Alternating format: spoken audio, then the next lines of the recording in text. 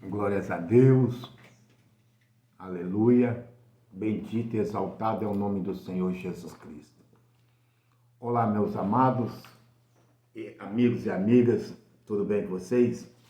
Irmãos e irmãs, a paz do Senhor Jesus Cristo. Aqui é o vosso amigo, presbítero, Deronildo Santos, trazendo uma palavra da parte de Deus para o meu, para o seu, para os nossos corações. Então eu te peço, parece que eu estou querendo ficar gripado. Se você gostar desse conteúdo, ajuda esse canal. Curta, comenta e compartilha. Eu vou fazer um pouco diferente nessa oportunidade. Eu vou falar dessa lição, dessa revista, EBD. Hoje, eu decidi falar especificamente, é claro, da próxima lição, número 3. Eu achei de extrema importância. Vai ser realizado no dia 20 agora, de outubro, né?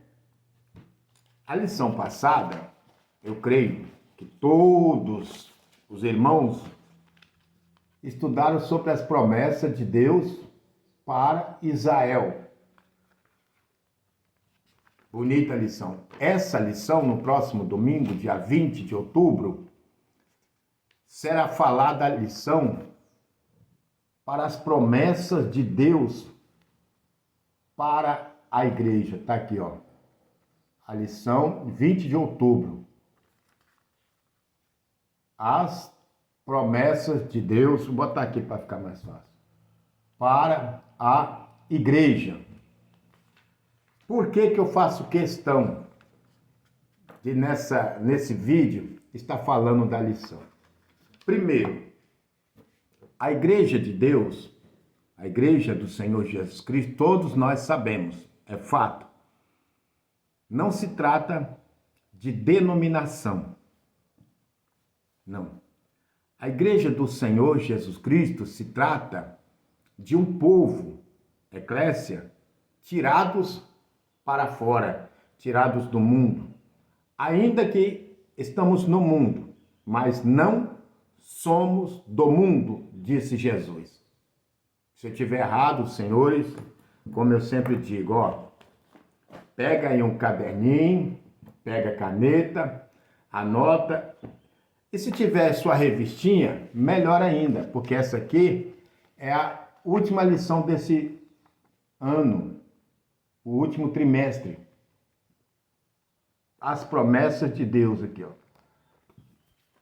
Então, essa lição especificamente vai falar com a igreja, toda a igreja, que vão lecionar ou que tem essa revista, que eu já vi que tem outras igrejas que tem outro tipo de revista, mas em especial as Assembleias de Deus, né? É essa daqui.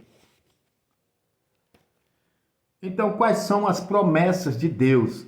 É por isso que eu achei importante falar sobre essa lição.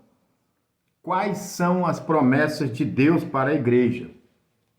Então, nós vemos que essa lição ela está na leitura bíblica em classe, mas antes, olha o textual, o que diz. Mateus 16, 18. Pois também te digo que tu és Pedro, e sobre esta pedra, que é o próprio Senhor Jesus Cristo, disse Jesus, edificarei a minha igreja, e as portas do inferno não prevalecerão contra ela. Mateus 16, 18. Aqui é uma afirmativa. A igreja do Senhor Jesus Cristo está edificada sobre ele. E as portas do inferno. O que é as portas dos infernos? As atitudes, os propósitos, os desejos do Satanás, do mundo, não prevalecerão. O que é prevalecer? É resistir, não vão suportar, não vão vencer a igreja. Por mais que o inimigo lute, por mais que a sociedade luta, Por mais que o mundo luta, por mais que o inferno luta, jamais vencerá a igreja. Que quando se fala de igreja, não se trata de denominação A, B ou C. Se trata de um povo que esforça-se dia após dia para andar, para ler, crer e obedecer à Bíblia, independente da placa denominacional, independente da placa de igreja e independente também das suas lideranças. Se a liderança da denominação A ou B está ensinando conforme a palavra, ele será bem-sucedido. Se ele está saindo da palavra, ele será mal-sucedido, porque ele prestará conta a Deus. E ponto final. Porque aqui nós vemos uma afirmativa de Jesus: edificarei a minha igreja.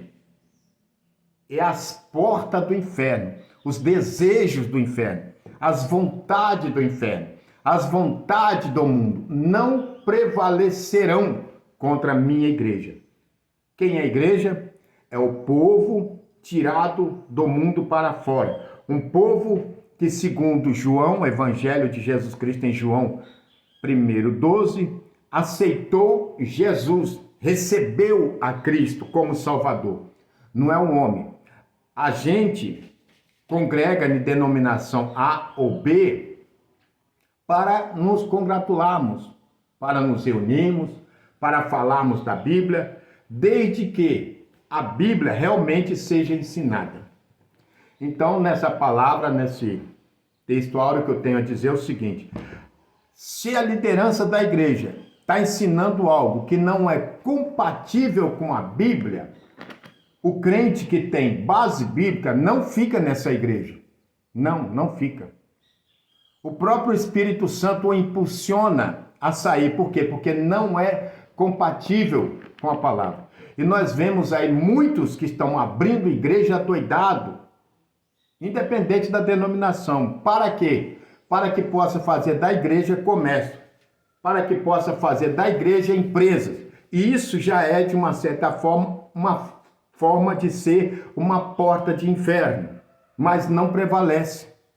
Por quê? Porque não é conforme a palavra de Deus. E qual o objetivo da Bíblia? Qual o objetivo da palavra? Nós vamos ver na revista. É ensinar a verdade, pregar a verdade e fazer com que as pessoas se aproximem de Deus por intermédio da palavra. Então, Mateus 16:18. Amém? Verdade prática. As promessas de Deus para a igreja são gloriosas promessas de vida eterna e poder e glorificação final do corpo. Vocês vão notar que nessa lição, quem tem a revista, eu vou tentar resumir, fazer um resumo. Nessa lição, nas promessas para a igreja, em nenhum momento você vai ver aqui mencionando promessa de prosperidade, nem para a igreja, nem para líderes que estão ficando milionários. E eu vou bater nessa tecla, pode ter certeza. Então, a promessa de Deus aqui nós já estamos vendo tríplice. Promessa, primeiro, vida eterna, poder e glorificação do nosso corpo. Essa é a promessa que a Bíblia, que Jesus tem para a igreja. Amém? A lição, leitura bíblica em classe, está em Mateus 18:28, Marcos 15 e Atos. E chegando-se, Mateus 28:18. E chegando-se Jesus, disse-lhes: é-me dado todo o poder no céu e na terra. Portanto, ide, ensinai todas as nações, batizando-as em nome do Pai, do Filho e do Espírito Santo. Eu vou pular para ganhar tempo, né? Depois vocês leem a leitura bíblica em classe, quem tem revista, e preste atenção no que está escrito, no que é falado. E preste atenção no que é falado nas igrejas, na sua maioria, infelizmente. Amém? Para você entender. Confira a Bíblia. Glória a Deus. A introdução dessa lição fala assim: a Igreja de Cristo é portadora de promessas gloriosas de Deus. Ela foi idealizada pelo Pai. Presta atenção nisso. A Igreja do Senhor foi idealizada pelo Pai, Deus, edificada por Cristo, lembra? Edificarei a minha igreja. E guiada pelo Espírito Santo. 3. Ela foi idealizada, nasceu na mente, no coração de Deus. Ela foi edificada por Cristo e ela é guiada pelo Espírito Santo. Então a verdadeira igreja, ou seja, o verdadeiro crente, ele é guiado pelo Espírito Santo. Jesus, quando estava para ir embora, ele disse: não vos deixarei órfãos, vos enviarei outro Consolador, e ele vos fará lembrar tudo que eu vos tenho falado. Então, para a igreja ser guiada pelo Espírito Santo, ela tem que ser guiada pela Bíblia, pela palavra, pela doutrina, pelo ensinamento da Bíblia. Não pode ter outro ensinamento, outro fundamento. Ela é edificada sobre a rocha, que é Jesus. Ela é guiada. Então, uma igreja que não é guiada pela Bíblia, pela palavra, pelo ensinamento, ela não é uma igreja de Deus. Não importa o que aconteça dentro dela, se o tanto de movimento, de pula, de reteté, de revelação, se não tem base bíblica, não provém de Deus e não adianta insistir. O próprio Jesus Cristo diz: examinai as Escrituras, porque elas de mim testificam, e vós cuidais ter nela vida eterna. Amém? Então não tem outro meio. E aqui nós vemos que a introdução está dizendo, né?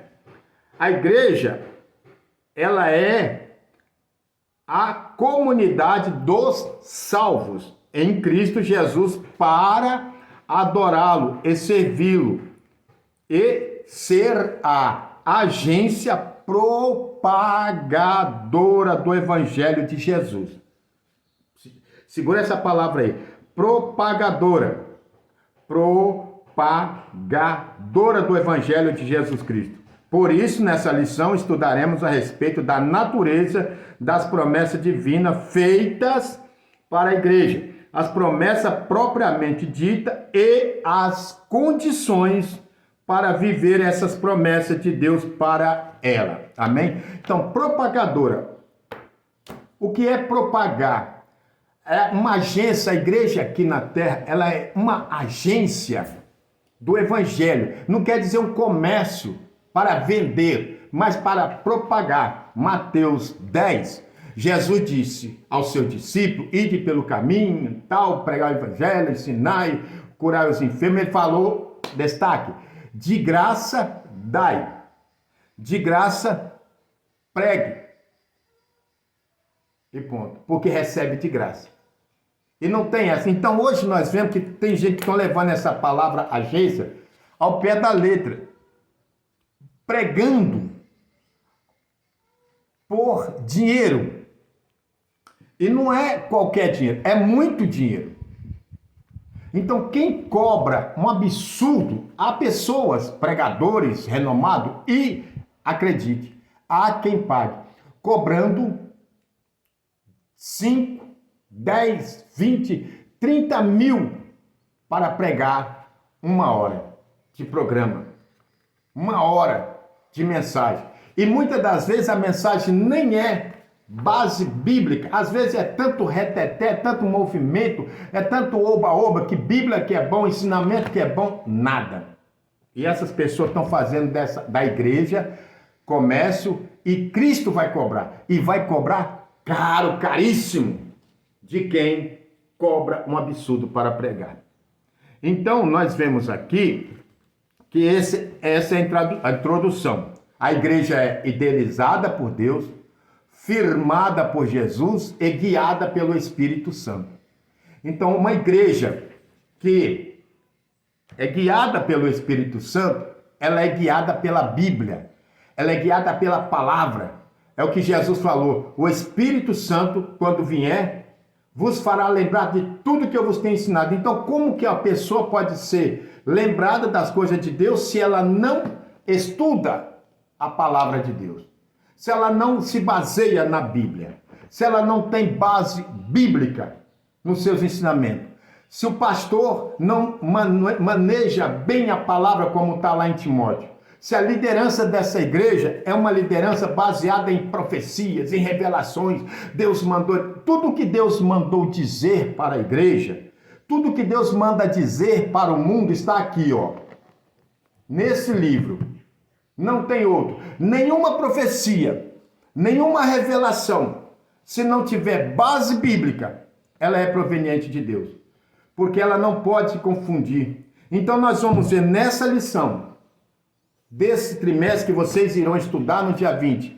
Prestem atenção nos professores que vão falar. Em nenhum lugar existe promessa de prosperidade, de riqueza, de que se você fizer isso, vamos, um exemplo que está acontecendo muito, se você me der o dízimo, se você não der, você vai para o inferno. Então nós vamos ver agora nessa lição. Quem não dá dízimo vai para o inferno. Você vai ver agora se é verdade ou se é mentira. Procura nessa lição. Então nós veremos agora nessa lição. Então quer dizer, você professor, você aluno, observe o que você vai ouvir. E presta atenção se em algum momento vai ser mencionado promessa de riqueza, de prosperidade, de benefício próprio, de auxílio próprio. Não. Aqui nós já lemos qual é o objetivo. Ou melhor, a natureza da promessa de Deus para a igreja. Qual a natureza das promessas? A promessa de sinais sobrenaturais. Então vocês leiam aí a revista. Essa é uma primeira promessa. Sinais sobrenaturais. O que é sobrenatural? É algo que nós não estamos acostumados a ver diariamente, continuamente, todo momento. Não, isso é normal, estou acostumado. Não, é promessa de algo sobrenatural. Milagres, curas. A pergunta é, cadê esses sinais dentro dessas igrejas que arranca até o couro das ovelhas, arranca a lã, arranca o leite, arranca a carne e não promete e não oferece nada em troca. Então a promessa é isso. O Evangelho de Mateus 28, 18 a 20 revela o estabelecimento da grande comissão de Cristo para seus discípulos. Nesta comissão, 3 palavras. Ide, ensine e batize. A primeira pergunta, como que uma igreja fala que é a igreja de Deus, se em todos os seus cultos é os mesmos crentes, você não vê uma alma, você não vê um ide, você não vê um momento a igreja se prontificar, se dedicar a ir e pregar o evangelho. Não tem mais essa preocupação, infelizmente, na maioria das igrejas. Então essa primeira palavra, ide, como que uma determinada igreja A ou B tem coragem de fazer um culto de missão se ela não faz missão? Fala para mim, é ou não é hipocrisia?